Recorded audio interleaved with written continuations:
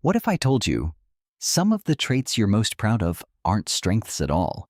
What if your independence is actually a trauma response? What if your kindness is rooted in fear? What if your anxiety isn't random, but trained? Most people think a toxic childhood only counts if there was obvious abuse. But the truth is far more uncomfortable. Emotional neglect, constant criticism, unpredictable love, these don't just hurt you in the moment. They rewire you. They shape how you love, how you argue, how you trust, and even how you see yourself. And here's the part no one talks about. You may still be living as the version of you who was just trying to survive. In this video, we're going to break down 5 ways a toxic childhood shapes your adult personality. One of these might explain why your relationships feel unstable, why you can't relax, or why you never feel good enough, no matter what you achieve. If you're brave enough to look at yourself honestly, keep watching. Number 1 is chronic people-pleasing. If you grew up in an environment where love felt conditional, you may have learned very early that approval had to be earned. Maybe peace in your home depended on how well you behaved. Maybe affection showed up when you achieved something, stayed quiet, or avoided making mistakes. And maybe when you tried to express your needs, it led to tension, criticism, or emotional withdrawal. As a child, your nervous system adapted quickly. You learned that keeping others happy reduced conflict. You learned that minimizing your own needs made the environment feel safer. Over time, that pattern did not feel like survival. It felt like personality. Now, as an adult, you may struggle to say no, even when you are overwhelmed. You may feel responsible for other people's moods. When someone around you seems upset, you assume it must somehow be your fault. You apologize quickly, sometimes automatically, even when you have done nothing wrong.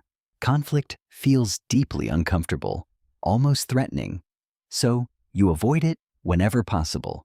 From the outside, this can look like kindness or generosity. But here is the uncomfortable truth. Sometimes you are not helping because you are kind. You are helping because you are afraid. Afraid of rejection, afraid of disapproval, afraid of losing connection. People-pleasing was once a brilliant survival strategy. It helped you navigate instability, but in adulthood, it can slowly erase your boundaries and your voice. Be honest with yourself for a moment. Do you struggle to say no, even when you are exhausted? If this sounds like you, comment the number 1 below and stay until the end, because the next patterns may explain even more than you expect. Number 2 is hyper-independence. Not everyone responds to a difficult childhood by trying to please others. Some children learn a very different lesson. If your emotions were dismissed, ignored, or minimized, you may have realized early on that expressing vulnerability did not feel safe. If asking for help led to embarrassment, criticism, or disappointment, your young mind may have drawn a powerful conclusion. Depending on others hurts, so you decided, consciously or not, that you would rely only on yourself. As you grew older, that decision became part of your identity. You handle problems alone. You rarely ask for support, even when you are overwhelmed. You feel uncomfortable sharing struggles because it feels exposing. In relationships, you may overfunction, taking on more responsibility than necessary, convincing yourself that it is simply who you are. But when someone tries to get too close emotionally, you instinctively pull back. Trust feels risky. Letting someone see your needs feels dangerous. From the outside, this can look like strength, resilience, or ambition. People may even admire how independent you are. But here is the truth most people do not talk about. Hyper-independence is not strength. It is armor. It is protection built by a child who learned at Dumpermurder that vulnerability was unsafe. While this armor once protected you from disappointment, it can now block intimacy and connection. Real security does not come from doing everything alone. It comes from knowing you can depend on others without losing yourself. Take a moment and reflect honestly. Do you find it easier to handle everything alone? If this resonates, comment the number 2 below and keep watching, because the next pattern might reveal something even deeper. Number 3 is overthinking and hypervigilance. If you grew up in an unpredictable environment, you probably became very skilled at reading the room. You learned to notice subtle tone shifts, facial expressions, and body language changes before anyone else did. You paid attention to silence. You sensed tension before it fully appeared. Maybe you could tell something was wrong just by the way a door closed or the way someone said your name. Anticipating emotional explosions was not paranoia. It was preparation. It helped you avoid conflict, criticism, or emotional withdrawal. As a child, this awareness was a survival skill. It allowed you to adjust quickly, to stay small when needed, or to fix problems before they escalated. But as an adult, that same skill can turn inward and become exhausting. You may analyze text messages repeatedly, searching for hidden meanings. You replay conversations in your mind, wondering if you said something wrong. A delayed response can feel like rejection. A slight change in tone can trigger anxiety. Small shifts feel much bigger than they objectively are.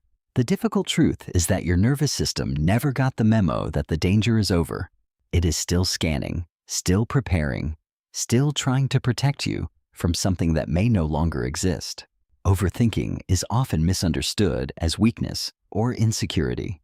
In reality, it may be evidence that you had to stay alert for a long time. Your mind learned to expect instability, so it continues to search for it. Be honest with yourself. Are you an overthinker because you had to be? If this resonates, comment the number 3 below and keep watching, because the next pattern often hides even deeper beneath the surface. Number 4 is low self-worth.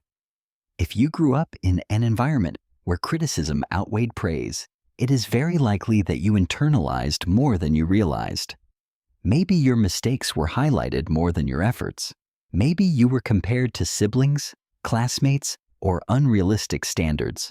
Maybe your emotional needs were overlooked because the adults around you were distracted, overwhelmed, or emotionally unavailable. As a child, you did not have the ability to evaluate the environment objectively. Instead of thinking something was wrong with the situation, you assumed something was wrong with you. Over time, that assumption can quietly shape your identity.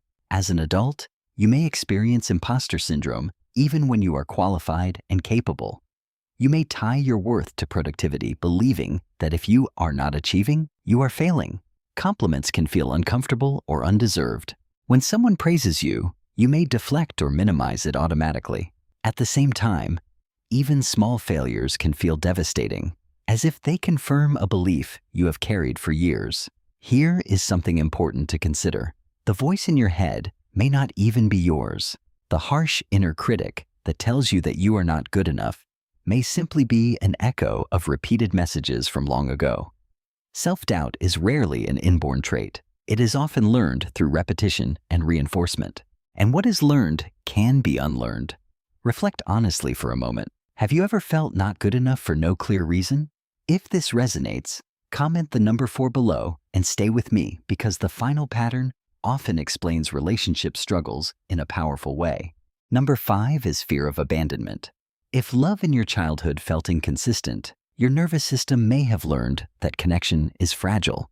Maybe affection was warm one moment and distant the next. Maybe emotional withdrawal was used as punishment. Maybe there were threats of leaving during arguments, or long periods of silence that made you feel invisible. For a child, inconsistency does not feel temporary.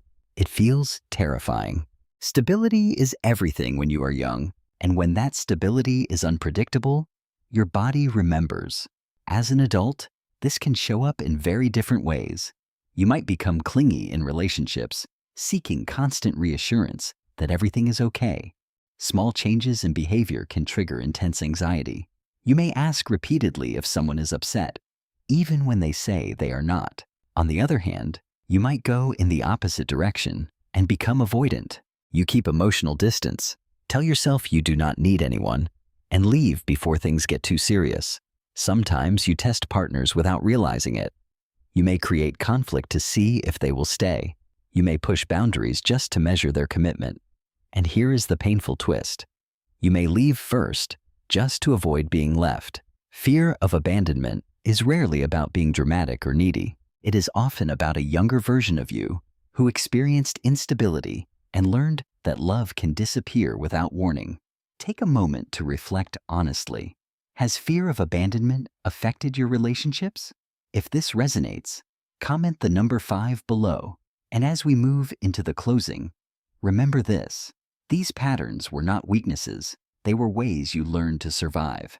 If you recognized yourself in any of these patterns, remember this: you are not broken.